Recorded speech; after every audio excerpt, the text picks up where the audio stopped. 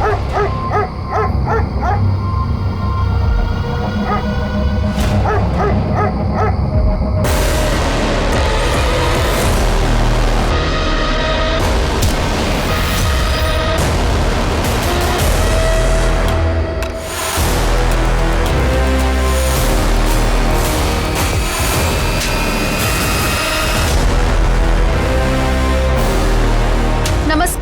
मैं Divyanka Tripathi Dahiya crime petrol सतर्क women against crime की इस श्रृंखला में आपका स्वागत करती हूँ। धैर्य, समय और उम्मीद से बना हुआ वो बांध है जिसके टूटने का खतरा हमेशा ही बना रहता है। लेकिन जिंदगी में कभी कभी ऐसे मौके आते हैं जब हमारे पास धैर्य के अलावा और कुछ नहीं होता। कुछ ऐसा ही हो रहा था हमारी आज की कहानी में एक पिता के साथ। 20 साल पहले हुए हादसे की सच्चाई जानने के लिए इस पिता ने 20 साल का लंबा इंतजार किया। 20 साल सुनने में ही कितने लंबे लगते हैं। सोचिए, इंसाफ के लिए ये 20 साल, धैर्य के लिए ये 20 साल एक पिता के लिए कितने ज्यादा लंबे रहे होंगे।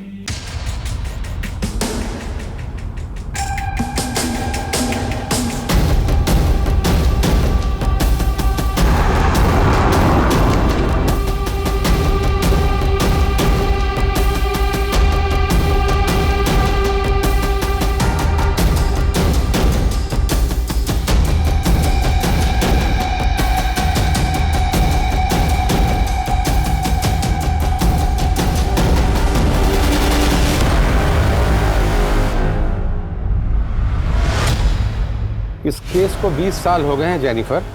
इस बार कहां से शुरू करना है? योर ऑनर, फाइल नंबर 1 से।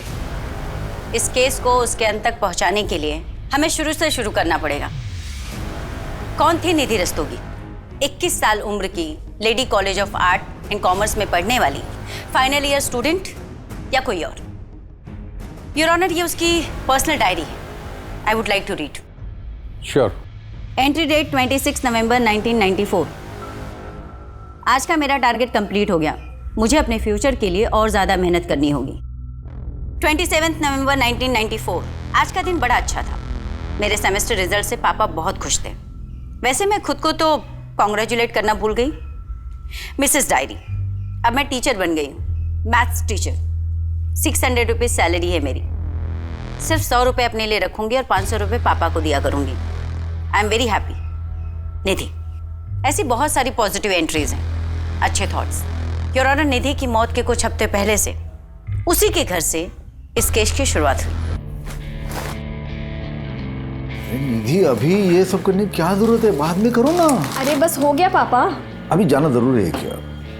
न्यू ईयर मना के जाओ ना। अरे पापा, बस एक बार ग्रेजुएशन कंप्लीट हो जाए और सीए का एग्जाम दे दूं, फिर न्यू ईयर क्या, होली दिवाली सब साथ में मनाएंगे।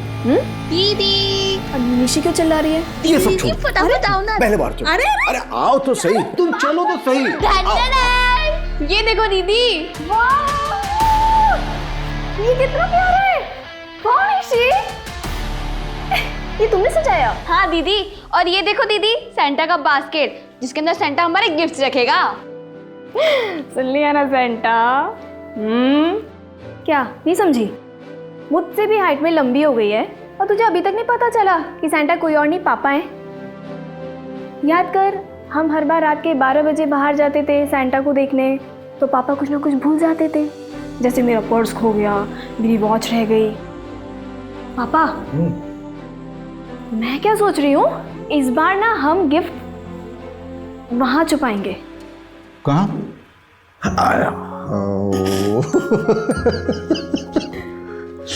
बच्चों, ये सेंटा जो है ना, ये असल में होता है।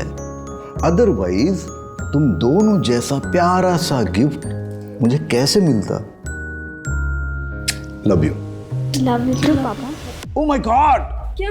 अरे एक बात तो बोलना भूल ही गया मैं। Wish you very happy birthday. Thank you पापा। हैप्पी बर्थडे दीदी। Thank you. Happy birthday to you, happy birthday to you.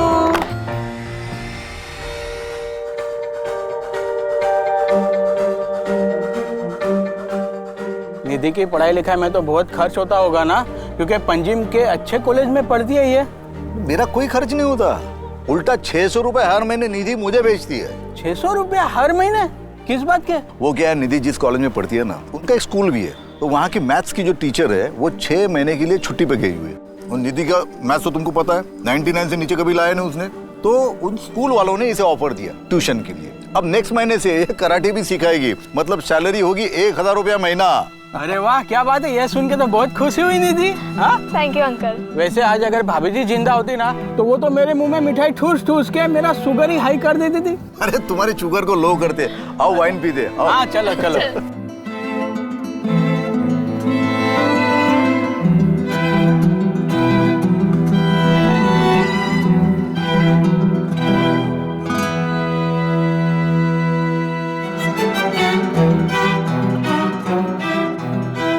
Take care बेटा।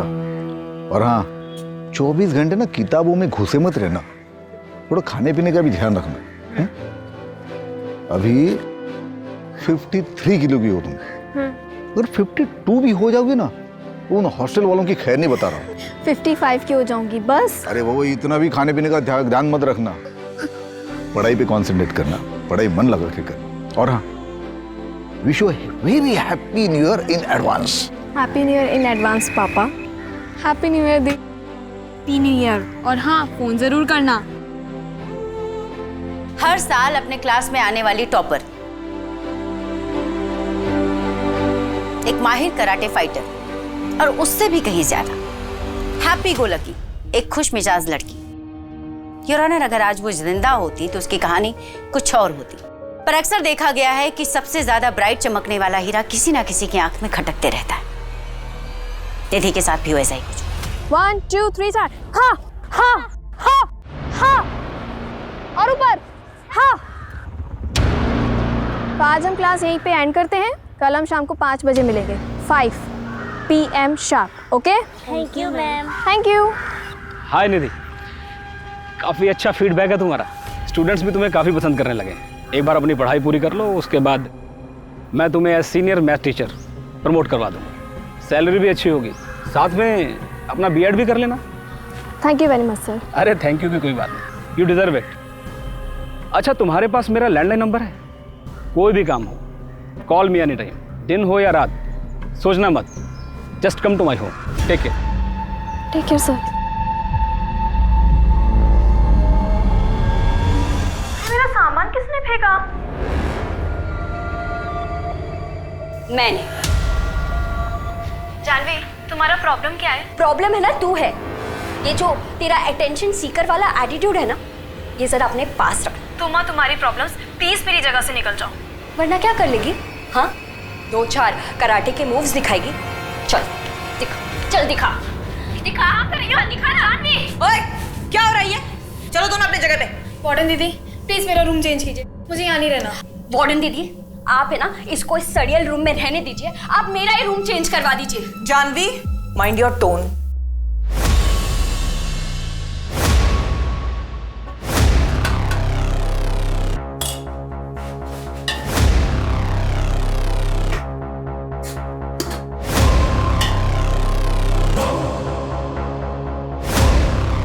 जया, ये जानवी ना मुझे बहुत इरिटेट कर रही है।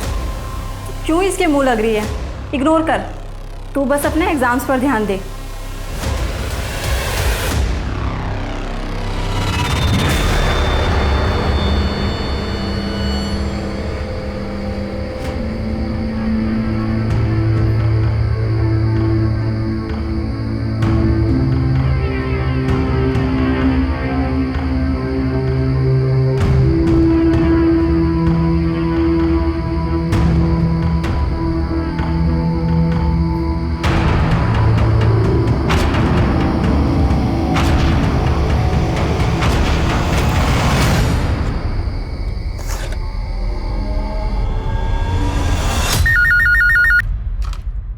हेलो पापा। हाँ निधि बेटा, बोलो कैसी हो? बस ठीक हूँ पापा। अरे तुझे पता है निशि ने आज क्या किया? अरे रास्ते पर से कुत्ते का बच्चा घर पे लेके आई, फिर उसको लाख समझाया, उसके बाद वापस छोड़ के आई। वो अभी रूठ के बैठी है, बोलते खाना नहीं खाएगी। निधि, तू पक्का ठीक तो है ना बेटा? हाँ पापा, मैं ठीक हूँ। मुझे आपसे कुछ बात करनी थी। क्या बात है? कोई प्रॉब्लम है? वो रितेश वहां आया क्या? नहीं पापा, रितेश की बात नहीं है। तो बेटा खुल के बोलना, क्या बात है? पापा मैं आपसे बाद में बात करती हूँ, मेरी वो दोस्त आ गई है। ठीक है, तुम मुझे जरूर फोन करना, मैं इंतजार करूंगा तुम्हारे फोन का।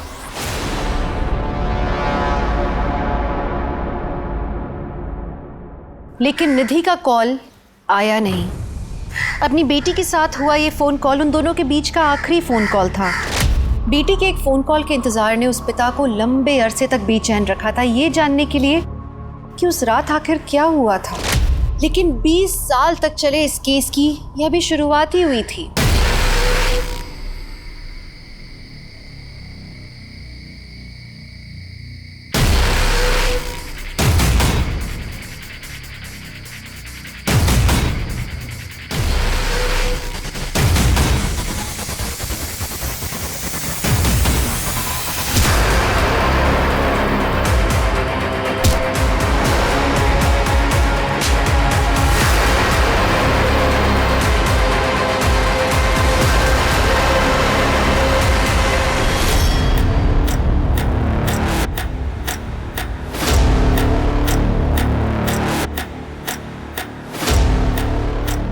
सर, फोन आया था, कुछ सामान बिखरा हुआ है और लड़की सुबह से गायब है। सारे हॉस्टल को अच्छे से चेक करो।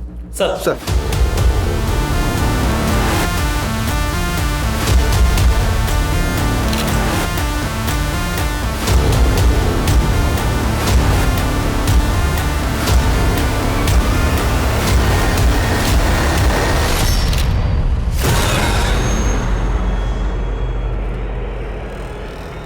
सर, ये चप्पल तो निधि की है।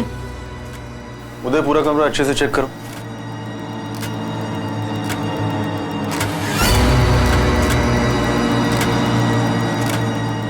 इसमें तो आज की डेट लिखी है, मतलब वो सुबह लापता होने से पहले अपने मैथ्स के सम सॉल्व कर रही थी। हाँ सर, फ्रिज के पास एक पानी की बोतल मिली है और हॉस्टल के बैक साइड पे एक स्लीपर।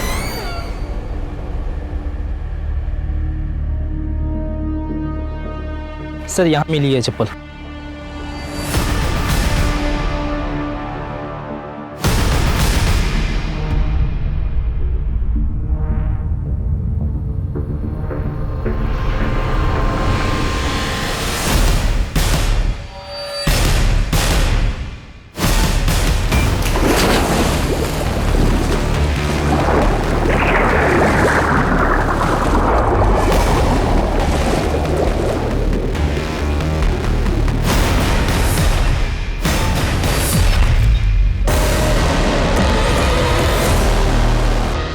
पापा मैं आपसे बाद में बात करती हूँ, मेरी वो दोस्त आ गई है।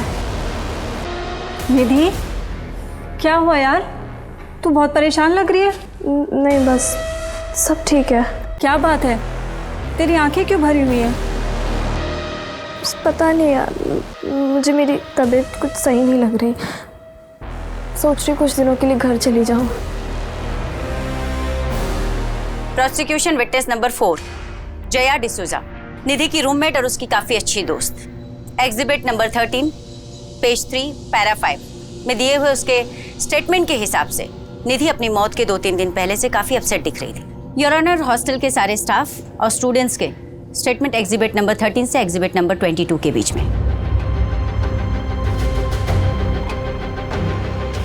सर, यकीन ही नहीं हो रहा कि निधि अब हमारे बीच नहीं रही। पता नहीं उसने ये सब किया ही क्यों। क्या तुम्हें लगता है ये आत्महत्या हो सकती है? सर, उसकी फैमिली में सुसाइड हिस्ट्री रही है। उसकी माँ ने भी सुसाइड किया था। और अगर निधि की लाइफ में कुछ प्रॉब्लम्स रही होगी तो हमें उसके बारे में कुछ नहीं पता। आर यू श्योर ये सुसाइड हो सकता है? सर, एक्सीडेंट भी हो सकता है। कुएं के पास का इलाका चिकना है, कई बार मेरा भी पैर फिसल गया। हो सकता है निधि के साथ भी कुछ ऐसा ही हुआ।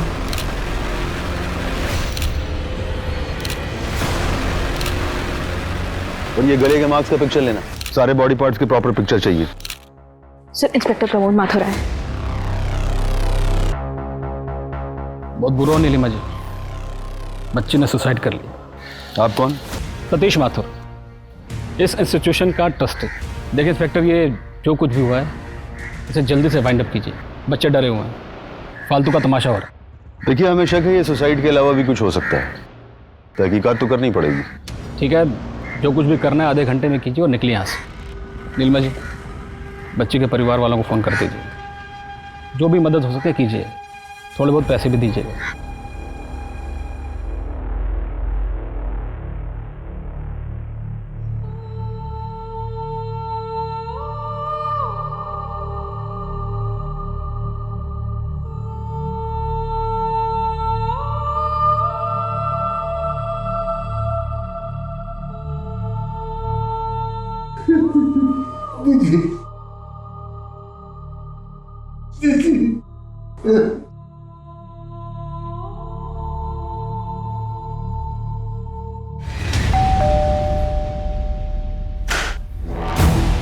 एसपी सर ने बुलाया है। हाँ प्रमोद। जैन सर। जी Jain sir. Yes sir, I'll do that right now sir. Right, thank you sir. हाँ प्रमोद, क्या रिपोर्ट है?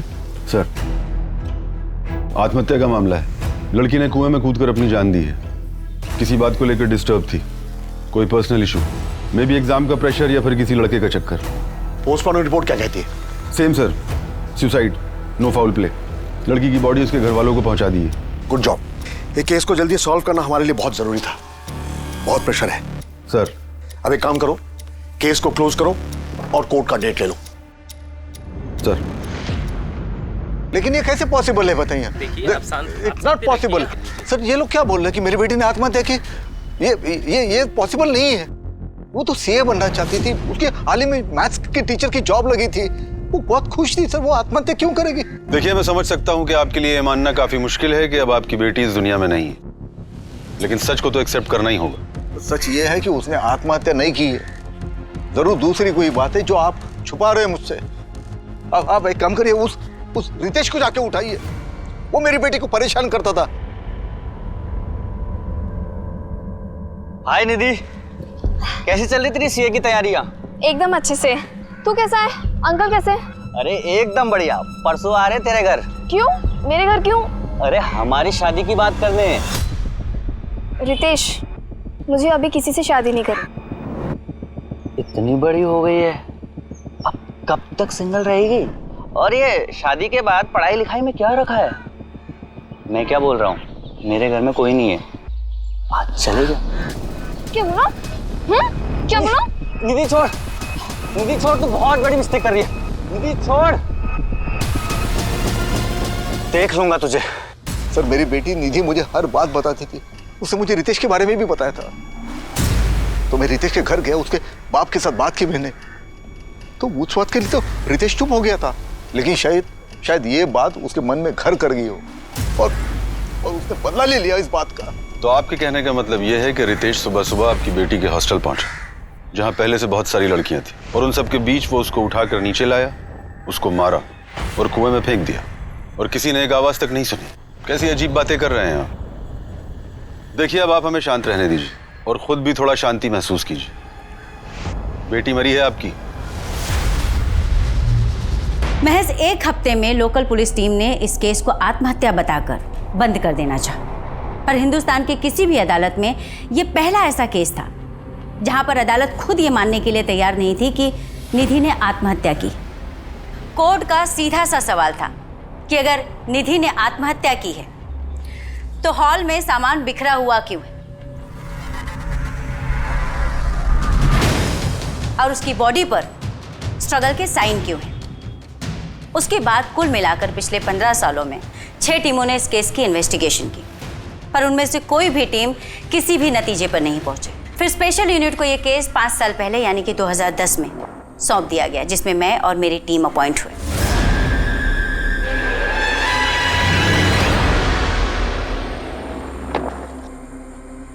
मैम, अब तक 6 टीम ने इस केस को सुसाइड बताया है और सबने रिक्वेस्ट की है कि इस केस को क्लोज कर दिया जाए, लेकिन 7वीं टीम का ऐसा कोई इरादा नहीं।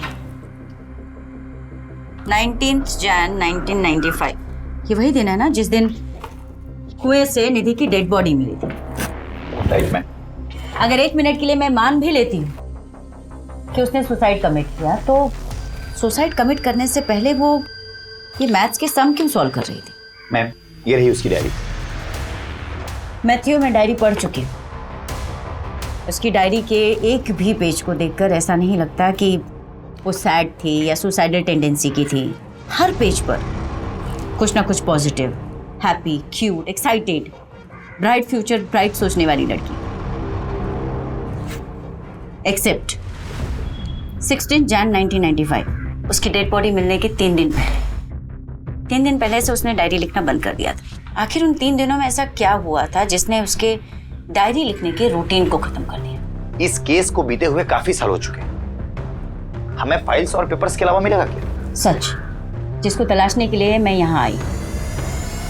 मैथ्यू, हम माँ बाप अपने बच्चों को अपने से दूर इसलिए भेजते हैं कि वो पढ़ लिख कर हमसे बेहतर करें जिंदगी में।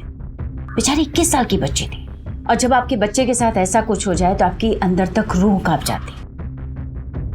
और उसके पापा को तो पता तक नहीं कि उनकी बेटी के साथ हुआ क्या।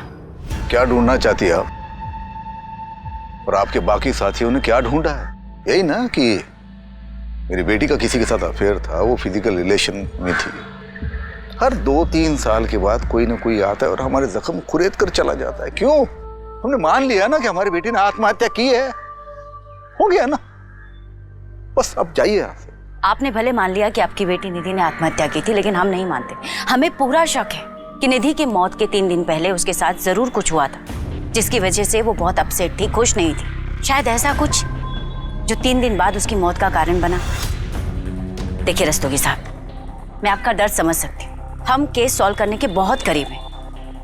अगर आप थोड़ी सी मदद करें, थोड़ी हिम्मत दिखाएं, तो आपकी बेटी को इंसाफ जरूर मिलेगा। रस्तों,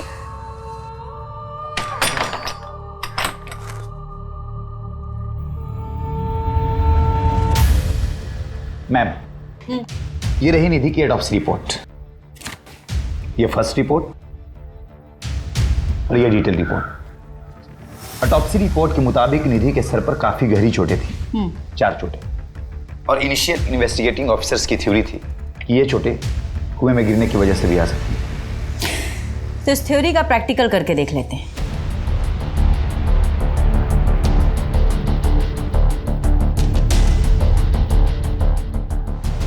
मैनिक्विन लाओ।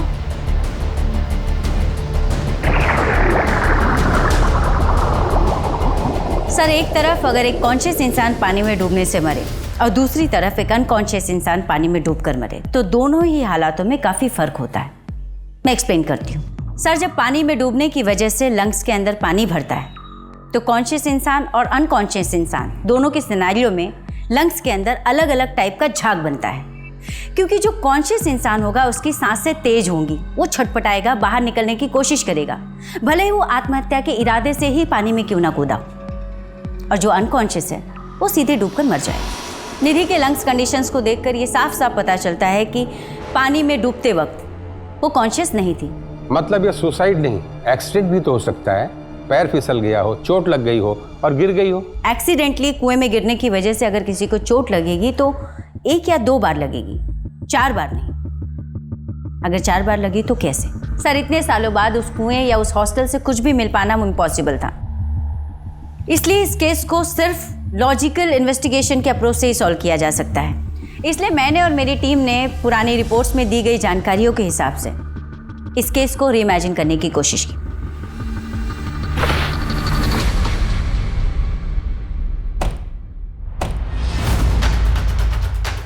रिपोर्ट्स के मुताबिक निधि का बेड ये था, और सुबह के करीब 4 बजे जब सब लोग सो रहे थे, निधि यहाँ बैठकर सम सॉल्व कर रही थी।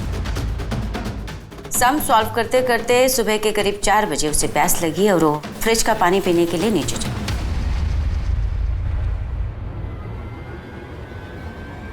जया के दिए हुए स्टेटमेंट के हिसाब से जया सो रही थी, पर उसने निधि को कमरे से बाहर निकलते हुए देखा। इसका मतलब निधि कमरे से निकलकर पानी पीने के लिए मेस की तरफ गई होगी।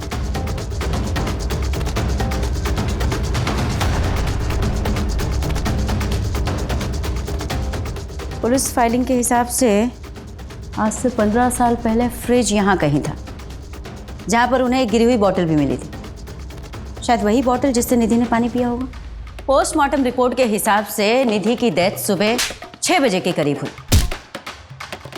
जबकि वो पानी पीने के लिए अपने कमरे से सुबह 4 बजे नीचे उतरी, यानी कि 2 घंटे। इन 2 घंटों में उसके साथ क्या हुआ? 1 मिनट के लिए मान लेती हूँ कि उसकी हत्या 20 से 30 मिनट में हुई, फिर भी बचे 1.5 घंटे। 1.5 घंटे निधि कहाँ थी? मैम, रिपोर्ट के मुताबिक नीलिमा इस कमरे में रहा करती थी। नीलिमा इस हॉस्टल की केयर टेकर हुआ करती थी, लेकिन हादसे वाली रात नीलिमा ने न तो कुछ देखा और न ही कुछ सुना। ऐसे लगता है निधि को किसी ने हिप्नोटाइज करके बड़े आराम से सब कुछ करा दिया। क्या हुआ मैडम, कुछ पता चला आपको? इन्वेस्टिगेशन हो रही है, पता भी चल जाएगा। देखिए मैडम, बच्चियां बाहर धूप में खड़ी हैं, आप लोग ऐसे बार बार आ जाते हैं, अच्छा नहीं लगता। अब आपका हो गया ना सब, जाइए और रिपोर्ट फाइल कीजिए। और क्या फाइल करूं रिपोर्ट में? यही कि बच्ची बीमार थी, परेशान थी। तो आप ही हैं जो अभी तक सबको नरेशन देते आए हैं। ये इसका मतलब आप ही का हाथ है मर्डर? अरे मैडम, मर्डर वर्डर कुछ हुआ ही नहीं था, और मुझ पर इल्ज़ाम लगाने से पहले अब सबूत लेकर आई। आपसे पहले भी बहुत टीमें आई, खूब छानबीन की, हीरो बन गए सब लोग। फाइनली केस क्लोज करके चले गए ना, आप भी चली जाएंगी।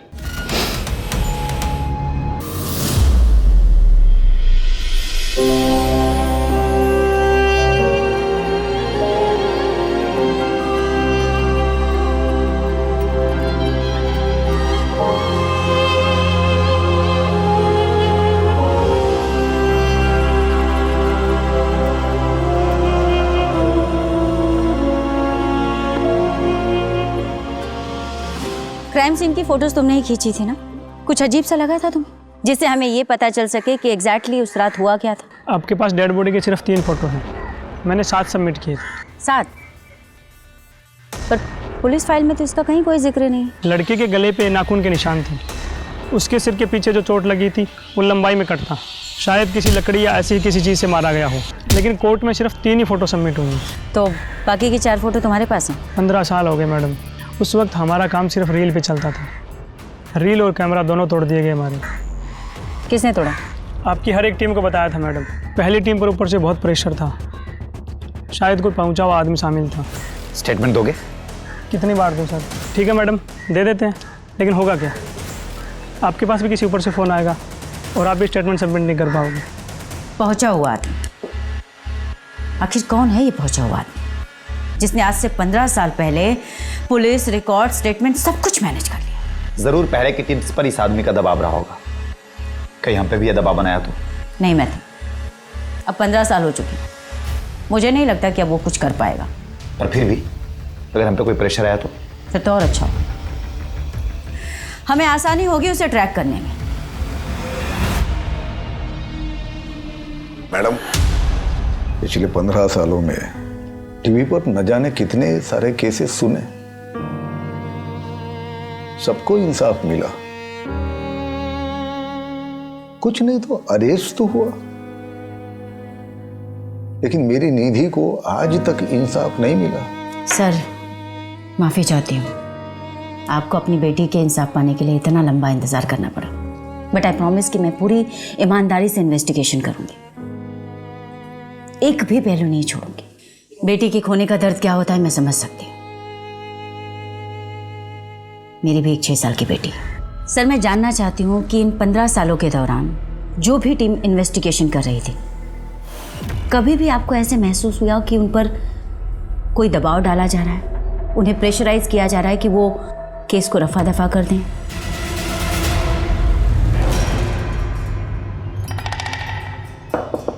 सर, अरे आप मेरे घर पे आ गए, आप पुलिस स्टेशन में आइए।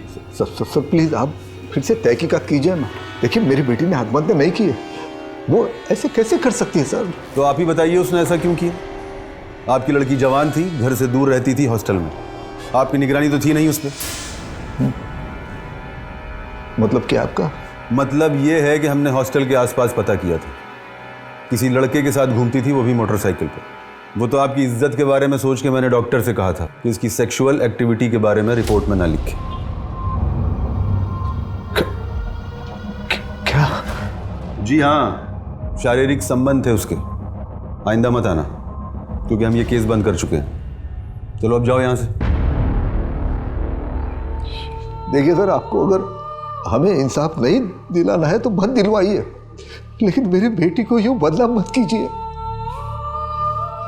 आपसे हमें कोई उम्मीद नहीं है।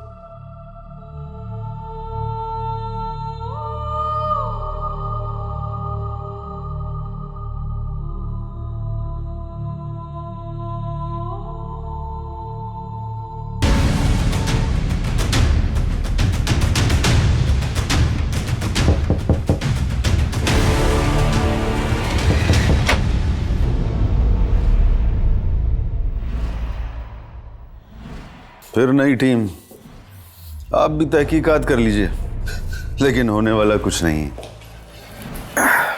हमने जो चार्जशीट फाइल की थी वही एक्यूरेट थी मैडम। निधि रस्तोगी केस में काफ़ी मेहनत की है तुमने। Thank you. थैंक यू किस लिए? मैं यही पूछने आई हूँ कि इतनी मेहनत किस लिए की? डेफिनेटली केस सॉल्व करने के लिए तो नहीं की। मैं कुछ समझा नहीं मैडम। प्रमोद, लगता है तुम्हें तुम्हारी भाषा में समझाना पड़ेगा। प्रमोद, ये बात तुम भी जानते हो और मैं भी कि निधि ने आत्महत्या नहीं की थी, बल्कि उसका खून हुआ था। और इस हत्या को आत्महत्या की शक्ल देने के लिए पहले उसके सर पर 4 बार वार किया गया, उसके बाद में उसे कुएं में फेंक दिया गया। तुमने तो उसकी रिपोर्ट तक को मैनिपुलेट किया। अब सच सच बताओ कि ये सब तुमने किसके इशारे पे किया? आज से 15 साल पहले सिस्टम की वीकनेस का फायदा उठाकर तुमने एक बहुत बड़े अपराध पर पर्दा डाला था। मैं उन सबके नाम जानना चाहती हूँ। ये आप क्या कह रही हैं? मैंने ऐसा कुछ नहीं किया। और फिर उस समय तो ये केस सुसाइड लगा था। प्रमोद, निधि का अपने कमरे से निकलकर नीचे मेस रूम तक जाने और उसकी डेथ के टाइमिंग के बीच में 1.5 से 2 घंटे का गैप है। मैं जानना चाहती हूँ कि इस 1.5-2 घंटे के बीच में क्या हुआ था। आत्महत्या करने से पहले लड़की सोच रही होगी कि उसे क्या करना है, कैसे करना है। और वहाँ हॉल में जो सामान बिखरा था वो उसने कुछ किया होगा, कुछ सोचा होगा। भाई उस समय तो सीसीटीवी कैमरे भी नहीं होते थे। अच्छा, तो तुम सिर्फ सीसीटीवी के बिहाफ में इन्वेस्टिगेशन करो। गुड, जल्दी ही मुलाकात हो अरेस्ट वारंट के साथ। और तुम अच्छी तरीके से जानते हो तुम्हारे डिपार्टमेंट से कहीं ज्यादा मशहूर हमारे डिपार्टमेंट की खातिरदारी।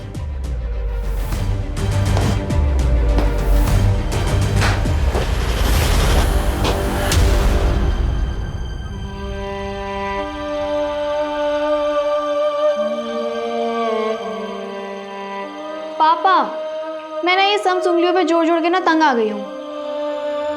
प्लीज सैंटा को बोलो ना इस बार एक कैलकुलेटर गिफ्ट कर दे। निधि बेटा, ये तुम्हारा कैलकुलेटर। अरे हाँ, इस केस में एक नई ऑफिसर आई है। हाँ जानता हूँ, कहीं आए कहीं गए, और मैं हर बार उम्मीद लगा लेता हूँ। क्या करूँ बेटा, आगे ही नहीं जा पा रहा हूँ। बस इतना जानना चाहता हूँ कि उस रात को क्या हुआ था। तो मुझे फोन पर क्या बताने वाली थी? पापा,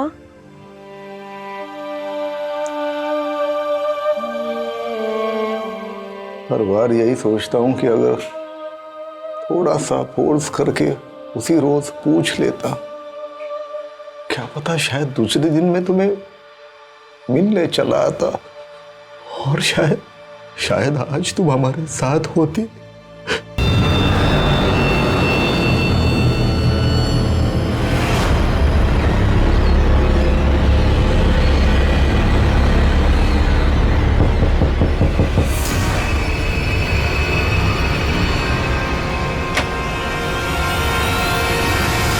आप यहाँ?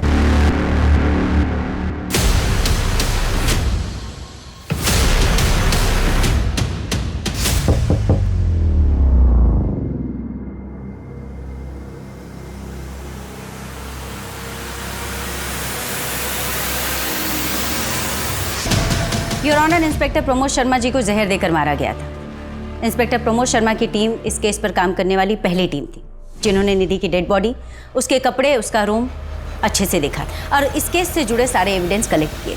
बट अनफॉर्चुनेटली इस केस से जुड़ी बहुत सी इंपॉर्टेंट चीज़ें उन्होंने प्रिजर्व नहीं की, जैसे कि विक्टिम के कपड़े और भी कई सामान। उस मर्डर वेपन तक को नहीं ढूंढा जिससे कि निधि के सर पर 4 बार वार किया गया था। पर कहते हैं योर ऑनर कि बुरा चाहने वाला 100 बुराई क्यों ना करे, किसी की एक अच्छाई उन 100 बुराइयों पर भारी पड़ती।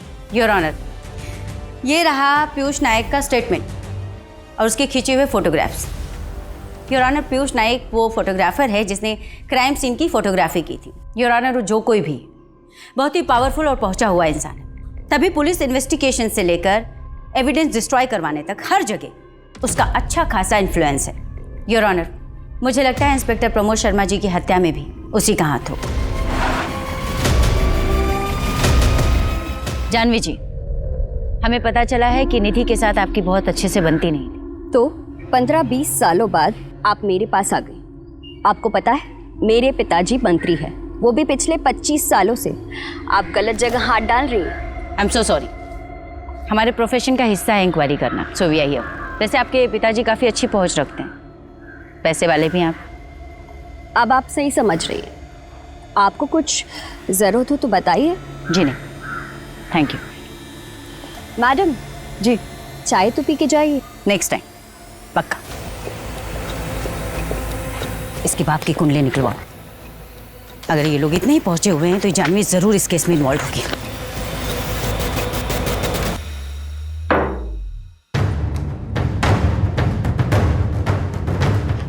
जानवी के बाप के बारे में कुछ पता चला? खबरी नेटवर्क एक्टिव है, बहुत जल्द पता चल जाएगा। कहाँ पता चलेगा मैथ्यू?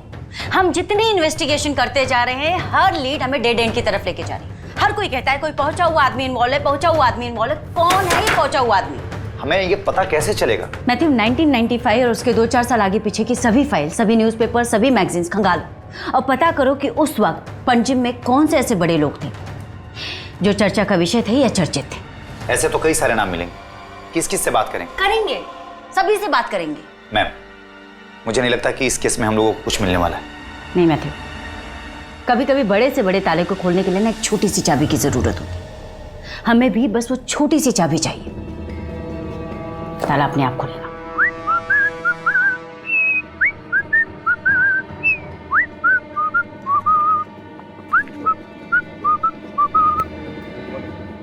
एक्सक्यूज मी दोस्त, पैराग्लाइडिंग करेंगे? पैराग्लाइडिंग ये भाई मैम, अपना जेस्की है, स्कूबा डाइव है, सब एकदम पैकेज में करा दूंगा, डिस्काउंटेड। ये बदलूँ ना? कोई बात नहीं ब्रदर, कोई बात नहीं, एंजॉय एंजॉय।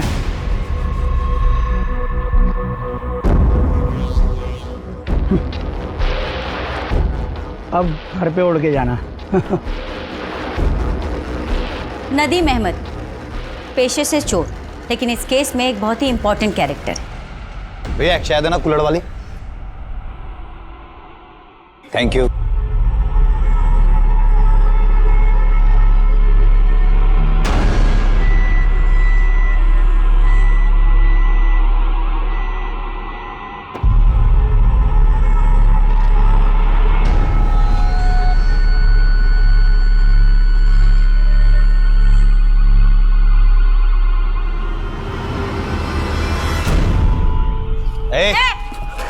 भागता कहाँ है? मैंने कहा था ना, ये चोर नहीं जादूगर है।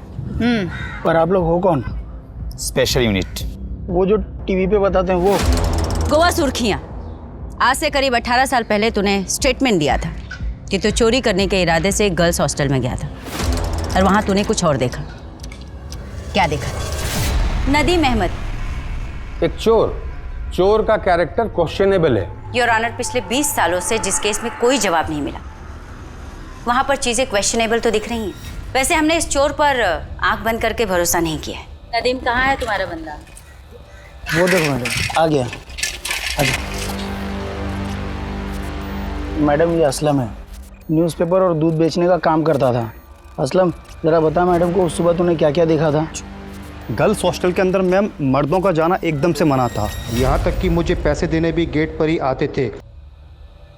उस रात मैंने देखा कि एक आदमी हॉस्टल के पीछे की तरफ जा रहा था। बहुत अंधेरा था तो ठीक से देख नहीं पाया।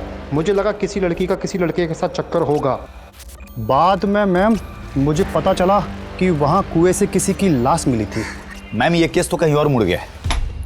जानवी के पिता की कुंडली भी हाथ लग गई है और जानवी की माँ की ये दूसरी शादी है। शादी 15 साल पहले हुई थी और ये आदमी जानवी को गोद लिया हुआ था। असलम और नदीम के दिए हुए स्टेटमेंट के बेस पर हम निधि को इंसाफ नहीं दिला पाएंगे। It will be very difficult. इस मर्डर के पीछे इन दोनों का भी तो हाथ हो सकता है ना? I don't think. इससे लोगों के बीच ये बड़े नाम इन्वॉल्व क्यों होंगे? इनके साथ तो बहुत आसान होता है ना, इन्हें लॉकअप में डालो, केस बंद।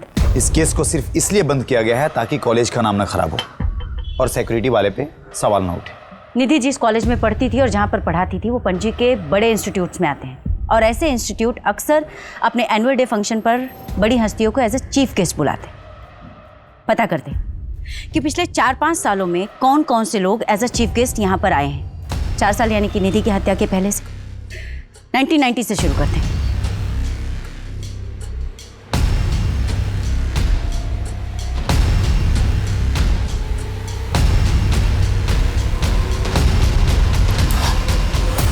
मैम, मैंने सारे फोटोज देखे और इन फोटोज में मुझे कुछ पावरफुल लोग दिखे, लेकिन कनेक्शन कैसे ढूंढेंगे? मैथ्यू, मुझे लगता है ना कि हमें नए सिरे से शुरुआत करनी चाहिए।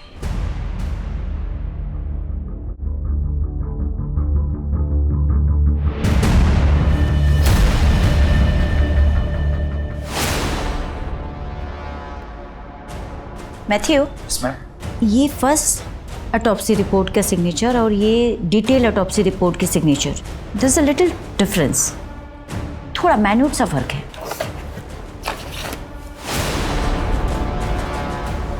आप बिल्कुल सही कह रही हैं। दोनों सिग्नेचर के फ्लो में थोड़ा फर्क दिख रहा है। लगता है किसी दूसरे ने की है इस सिग्नेचर को। डॉक्टर शिवदर्शन रेड्डी, मैं sir Jennifer Pereira, special unit officer. Nidhi Rastogi case याद होगा आपको? बराबर याद है। 20 साल से वेट कर रहा हूँ, कोई तो आएगा मेरे पास इन्वेस्टिगेशन करते हुए।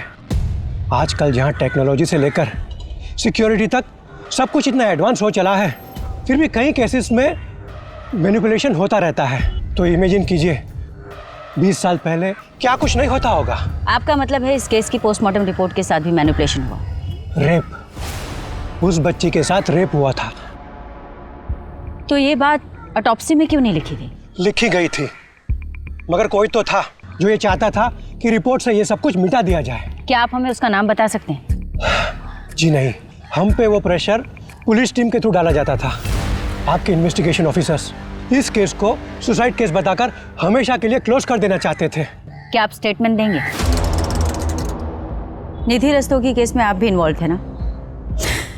मैं जानना चाहती हूँ कौन प्रेशराइज करवा रहा था? कौन नहीं करवा रहा था प्रेशराइजमेंट, बस सभी तो लगे हुए थे इस केस को ख़त्म करने में। मुझे भी धमकियाँ मिली। 21 साल की बच्ची थी वो। आपने भी तो प्रेशराइज किया था डॉक्टर रेड्डी को, नहीं? उदय जी, आई कैन अंडरस्टैंड, उस समय आपके पास पावर नहीं थी, पर आज मैं आपको पावर दे रही हूँ। आप रिवॉल्व कर सकते हैं। देखिए, एक एक्स गवर्नमेंट ऑफिसर की स्टेटमेंट बहुत मैटर करती है। अगर आप अपनी स्टेटमेंट दे दें तो एक परिवार को जस्टिस मिल जाएगा। नहीं मिलेगा जस्टिस मैडम, मैंने गिल्ड में रिजाइन दे दिया, लेकिन प्रमोद सर के साथ जो हुआ उसके बाद मुझे अपने और अपने परिवार की सिक्योरिटी के बारे में सोचना था। मैं गारंटी देती हूँ आपकी सिक्योरिटी की। 20 साल से एक बाप वेट कर रहा है जिसे पता ही नहीं कि उसकी बेटी के साथ हुआ क्या था, क्या हुआ था उस रात। अगर आप हिम्मत करेंगे तो इस बाप को जस्टिस मिल जाएगा। सॉरी मैडम, मैं सिर्फ इतना ही बोल सकता हूँ कि जो लोग इस केस में इन्वॉल्व है वो इस केस में जस्टिस नहीं होने देंगे।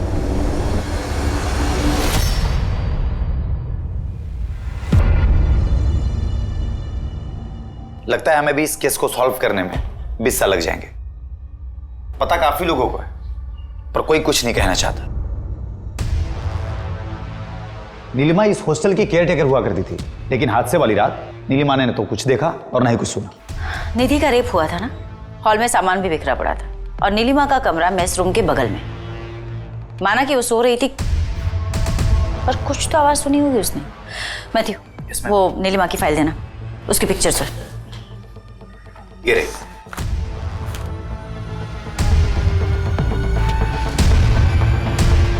कुछ तो कनेक्शन है। मैम, अगर मैंने स्टेटमेंट दे दिया तो क्या आप मुझे गारंटी देती हैं कि आप निधि को जस्टिस दिलाएंगे और बैकआउट नहीं करेंगे?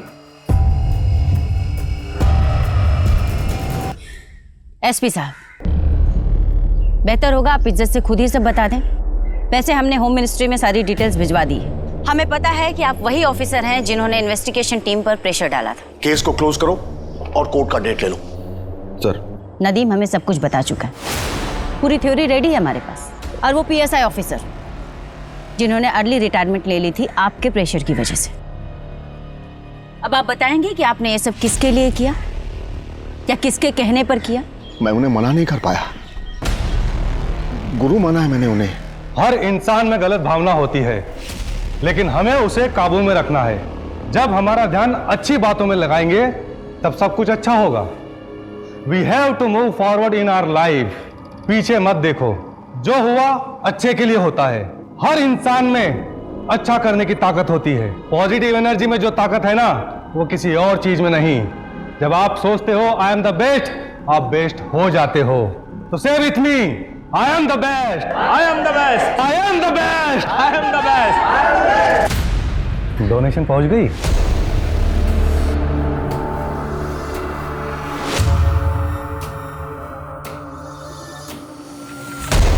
गुरुजी उस दिन किसी को भी याद कर सकते थे, लेकिन उन्होंने मुझे बुलाया। मेरे तो भाग्य ही खुल गए। मैं उन्हें मना कैसे कर सकता था? 19 जनवरी 1995 निधि ने सुसाइड नहीं किया था, उसका मर्डर हुआ था और रेप भी। तुम्हें तो पता ही होगा क्योंकि तुम वहां थी। अगर तूने अपना मुंह किसी के सामने खोला ना, तो तेरी बदन की सारी हड्डियां इतनी बार तोड़ूंगी कि डॉक्टर भी गिनते रह जाएगा। जिंदगी में बहुत कुछ पाना चाहती हो तुम। लक्ष्य होना जरूरी है और तुम वहां तक पहुंचोगी भी, लेकिन तुम्हें वहां तक पहुंचने के लिए मेरी जरूरत पड़ेगी। और जब भी तुम्हें मेरी मदद लगे, मेरे घर चले आना, मैं तुम्हारी मदद करूंगा।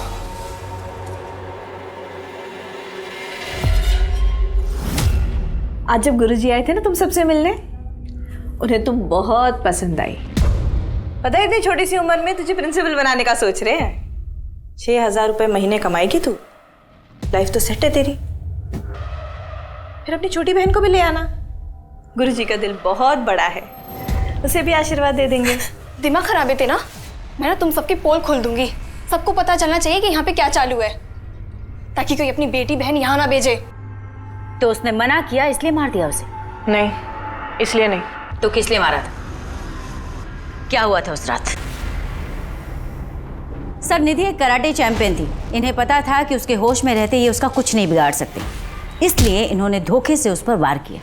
सर, संजय और कमल ने मिलकर बड़ी ही बेरहमी से निधि का बलात्कार किया और केस को गुमराह करने की कोशिश की।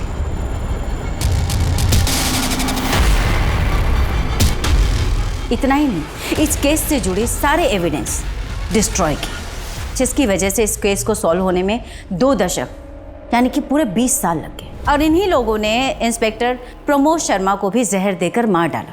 और ये सब सिर्फ इसलिए क्योंकि 16 जनवरी 1995 को यानी अपनी मौत से ठीक 3 दिन पहले निधि गलत समय पर गलत जगह जा पहुंची, जहां पर उसने कुछ गलत होते देखा।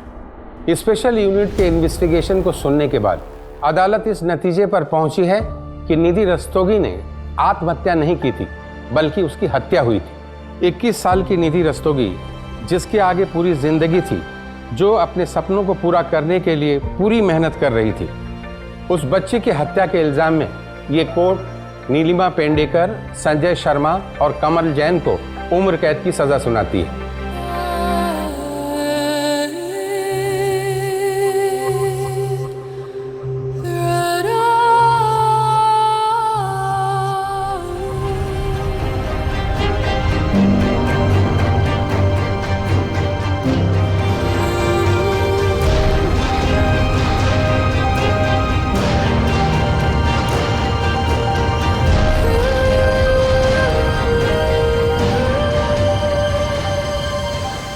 इस केस में justice was delayed but not denied.